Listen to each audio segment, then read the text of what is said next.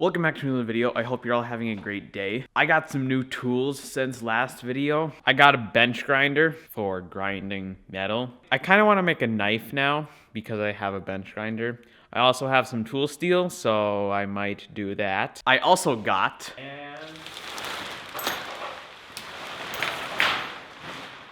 bam. So this is a paint booth right here, or at least it's kind of a paint booth. I built it over 2 days. It's really simple. So all that there is to it is, so there is a frame of PVC that goes all the way around. It's got eye bolts on the corner that have ropes across it so I can lift it up and down. And then there's another frame up on the top. And then there's an eye bolt in each corner that connects to the ceiling. The rope is also running through so I can grab it and lift it and move it around. There's also a fan right there.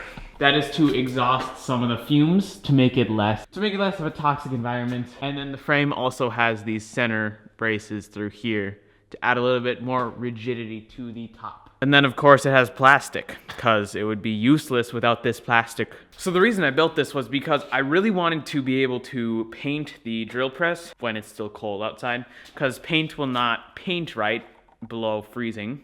So I built this so I could spray paint indoors. Anyways, I want to paint the drill press today because then I'll be way closer to getting it done.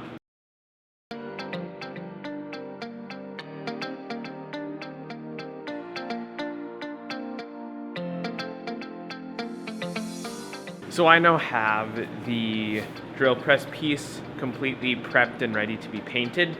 I discovered anything that cannot be painted with masking tape. Hopefully that works.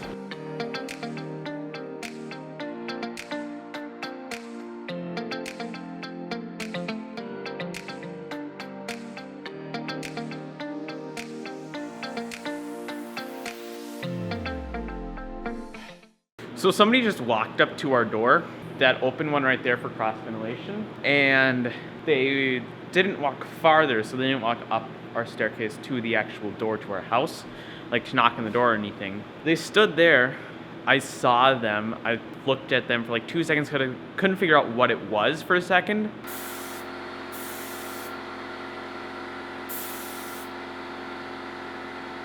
And then they walked away. I don't know, it's weird. Yeah.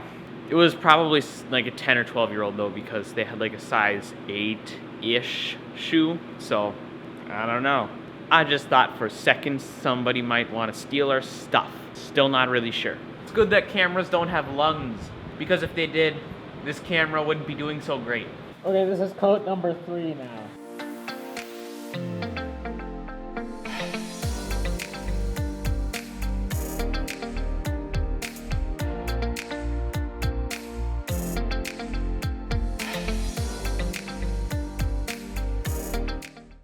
So it is now the next day. I had to wait about 12 hours for the primer to dry because it's an oil-based, and oil-based stuff takes forever to dry. So the next step is to Bondo everything to cover up the imperfections. Oh, also, since it is the next day, I should actually be getting the VFD today, so the variable frequency drive. I should probably explain for anybody that's new to my videos what's going on. So these parts right here are part of a drill press. Drill press is a thing. It's like a handheld drill, but you press it down with a handle. Here's a photo of one. This one is somewhere around 70 years old. The reason for that is any store that I've went to probably 5 different hardware stores looking for a decent drill press. Every single one, like the big Porter cable ones, there's been other brands, like the ones that are as tall as me, and the little benchtop drill presses. None of them were very good whatsoever. You could move the chuck back and forth, just holding on to it. You could push it back and forth, which is not good. That is some bad machining. So I bought one that's 70 years old because it doesn't have that problem. It's a Buffalo number 18, like it says right there. And I'm restoring it. They're kind of restoring it because I want to make it look nice, because it looked horrible when I got it. This is the top part right here. This is the pulley guard that goes on here. That is a plate that goes back here to hold the motor. Then there's a pulley that goes through here around. Then the chuck is down there, or it will be.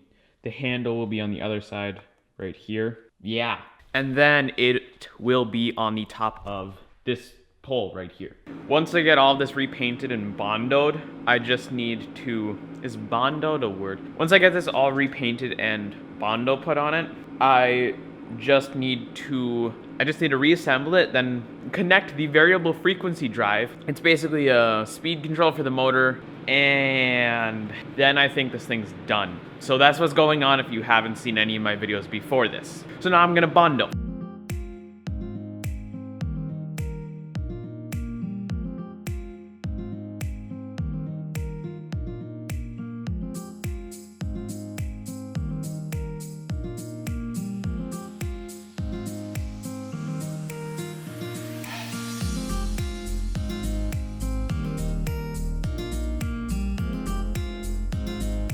I had a little bit extra bondo that I couldn't put on that piece right there, so I put it on this one to start smoothing this one out. I have a lot of lines on my face now. Better than inhaling all that oxidizing agents. I think that's what it said on the thing, that you're not supposed to inhale.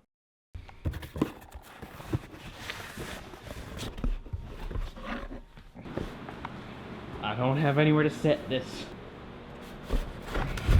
So the variable frequency drive came. It actually came really early. Cool. Let's see if it's actually what it's supposed to be.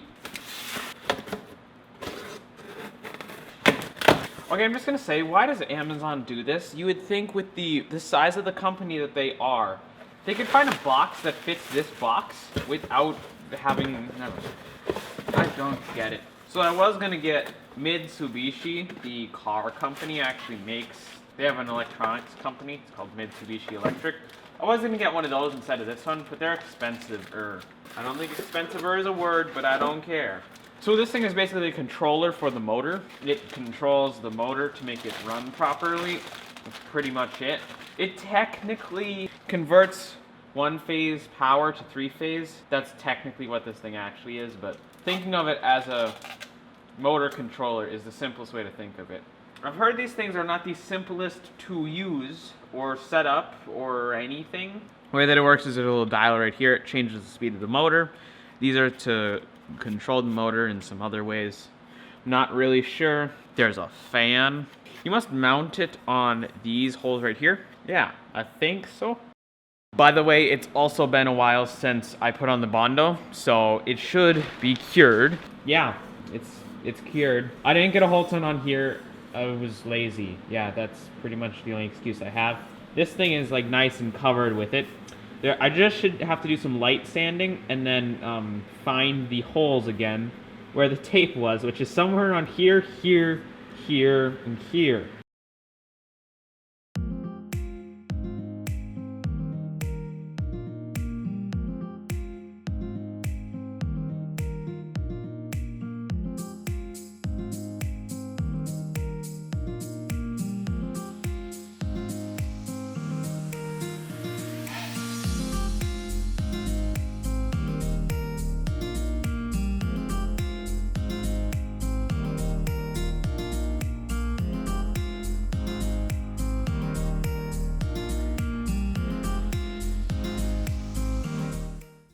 So this is about 5 days later since I recorded the last clip. I worked a lot more on the drill press in that time. It's actually almost done. I decided I'm gonna turn the restoring the drill press into a mini series because I have over 5 hours of raw video and I only used 2 of the 5 hours for this video. So there's gonna be a few more after this one about the drill press, hopefully in the next 2 or so days because I already have it filmed, I just need to edit it. So yeah, this is part 1 of a series now of me restoring this drill press. Hopefully that made sense. Basically, there's gonna be a few more videos similar to this one in the next few days. Anyways, I'm gonna end the video here so I can get this video out today because it is currently Saturday at 2 o'clock. Thank you for watching. Like if you liked it, subscribe if you liked it, share it if you liked it. See ya.